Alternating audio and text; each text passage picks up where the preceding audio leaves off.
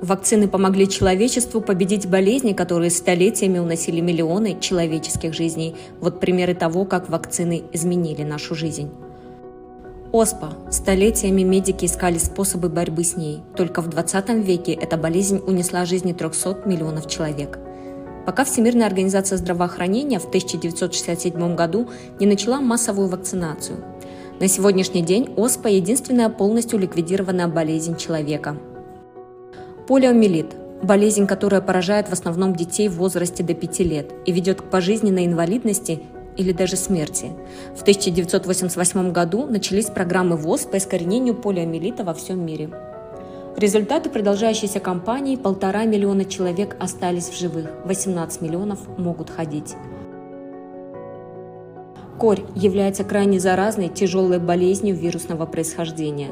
До введения вакцины и широкого распространения вакцинации крупные эпидемии кори происходили каждые 2-3 года. Ежегодно насчитывалось более 2,5 миллионов случаев смерти от кори.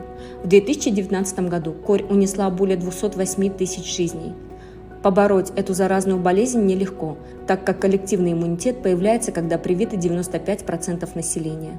Движение антипрививочников привело к тому, что показатели заболеваемости и смертности в развитых странах начали опять расти.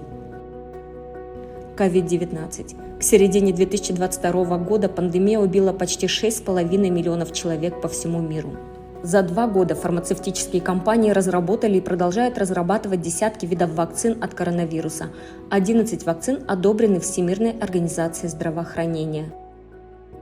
Во всех странах идет бесплатная для граждан вакцинация. Благодаря этому по всему миру смертность значительно сократилась. Остановить болезнь можно только вместе. Защити близких. Вакцинируйся.